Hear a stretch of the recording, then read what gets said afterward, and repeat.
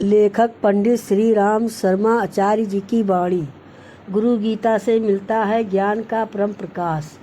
गुरु गीता के महामंत्रों का अवतरण जिसके अंश में हुआ, समझो वहाँ आध्यात्मिक प्रकाश की धाराएं बरस गई।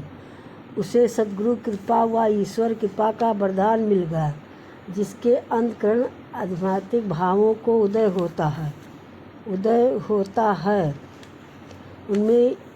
उनमें ये चाहत भी जगती है कि सतगुरु का सानिध्य मिले, ईश्वर की कृपा मिले, पर कैसे, इसकी विधि उन्हें नहीं मालूम होती। इस विधि के अभाव में पल्ले पड़ती है तो सिर्फ भटकन, उलझन और शशांत्र।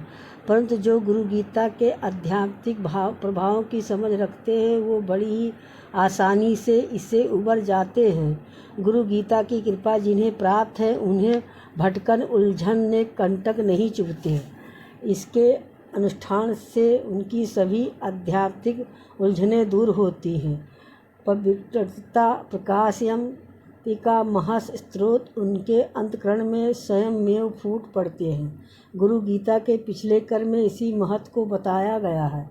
इसमें कहा गया है, गुरु गीता का जप पाठ अनुष्ठान शक्ति, सूर्य, गणपति, विष्णु, शिव सभी के उपासकों को सिद्धि देने वाला है। ये सत्य है, इसमें कोई संशय नहीं है। भगवान शिव ने माता से कहा, हे सुमित, अब मैं तुम्हें गुरु गीता के अनुष्ठान के लिए योग्य स्थानों का वर्णन करता हूँ। इसके लिए उपयुक्त स्थान सागर, नदी का किनारा अथवा शिव या विष्णु का मंदिर है, भगवती का मंदिर, गौशाला अथवा कोई देव मंदिर, बट, आंवला वृक्ष, मठ अथवा तुलसी वन इसके लिए शुभ माने गए हैं। पवित्र निर्मल स्थान में मौन भाव से इसका जप अनुष्ठान करना चाहिए। इस प्रकरण को आगे बढ़ाते हैं भगवान भोलेनाथ कहते हैं, गुरु पुत्रो वर मुख स्थेय सिद्ध संताय नहत्या शुभ कर्मणि सर्वाण्ये दीक्षा व्रत तपास्ये चा। गुरुपुत्र मूर्ख होने पर भी वर्ण के योग हैं। इसमें भी कराए गए दीक्षा, तप आदि व्रत एवं अन्य शुभ कर्म सिद्ध होते हैं, व्यर्था नहीं होते। गुरु गीता के महामंत्रों से स्नान संसार के मल को धोने वाला है। इसमें भव पाशों से छुटकारा मिलता है। जो गुरु गीता के जल से स्नान करता है, वो सभी ब्रह्मांड वेदाओं में श्रेष्ठ एवं सद्गुरु होता है। वह जिस किसी स्थान में निवास करता है, वो स्थान पवित्र होता है, इसमें कोई संशय नहीं है। सर्वशुद्ध एवं पवित्र गुरुदेव जहाँ भी स्वाभाविक रूप से निवास करते हैं, वहाँ सभी देवों का निवास होता है।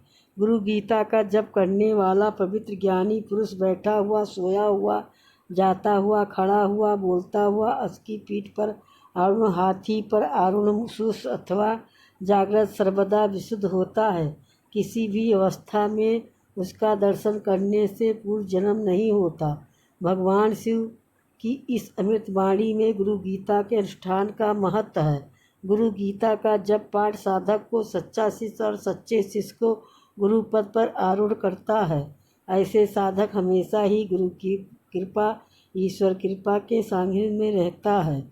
उसके अंतःकरण में भगवद कृपा हिलोरे लेती है। गुरु गीता का ये महत्व केवल सिद्धांत, विचार या कल्पना न होकर सारभूत अनुभव है। इसे उन्होंने पाया जिन्होंने गुरु गीता की साधना की, जो इसकी कृपा छाँव में बैठकर तप करते रहे। ऐसा ही एक अनुभव भक्तिमती नारी गंगाबाई का है।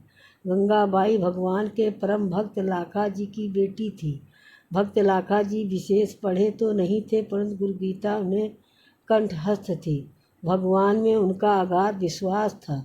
इनकी 2 संतानें थीं, एक पुत्र एक कन्या। पुत्र का नाम देवा और कन्या का नाम गंगाबाई था। पुत्र के विवाह के 2 साल बाद उन्होंने कन्या का विवाह कर दिया। लाखा जी नियम से गुरु गीता के 11 पाठ एवं शिव सहस्त्र नाम का पाठ करते थे। उनके पुत्र एवं कन्या को भी गुरु गीता से प्रगाढ़ अनुराग हो गया था। ना मालूम प्रारब्ध के किस सहयोग से कैसे दिन बदल जाते हैं। गंगाबाई के पति को सर्प ने काट लिया। सर्प के काटने से उसकी तत्क्षण मृत्यु हो गई। पुत्री के जीवन की इस तासरी की खबर लाखाजी को लगी। उन्होंने ये बात अपनी पत्नी, पुत्र वधू को बताई। सभी इसे शोक समाचार को सुनकर व्याकुल हो गए। लाखाजी ने सभी को संभाला और पुत्री को सांत्वना देने के लिए उसके ससुराल पहुँचे।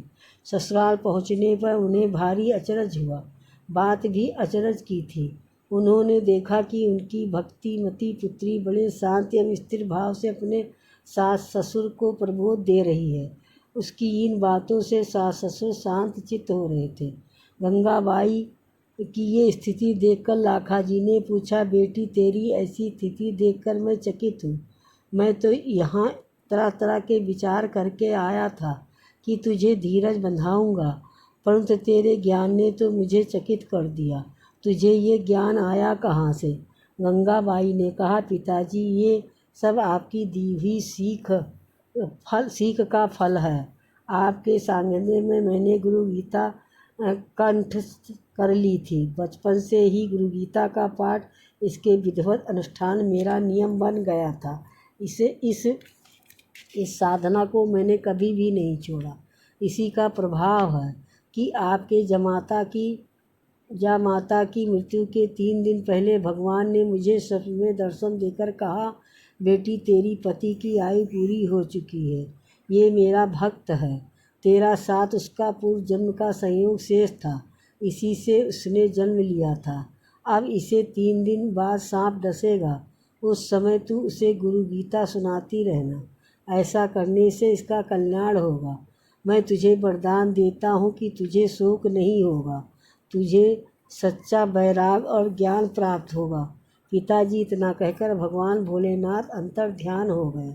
मैं जाग पड़ी। मानो उसी समय से मुझे ज्ञान का परम प्रकाश मिल गया। मैं सारे शोक मोह छोड़कर पति के कल्याण में लग गई।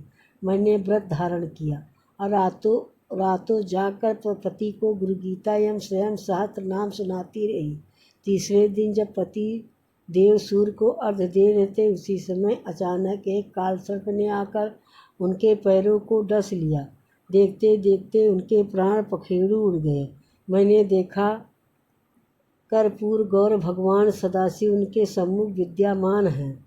इसी दृश्य ने गुरु गीता पर मेरी आस्था बढ़ा दी। अब आप मेरी सहायता कीजिए कि भगवान सदाशिव की भक्ति कर सकूं।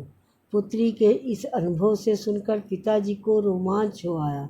सचमुच ही गुरु गीता से सच्चा ज्ञान सहज असंभव है। इस वाणी को सुनने के लिए बहुत बहुत धन्यवाद।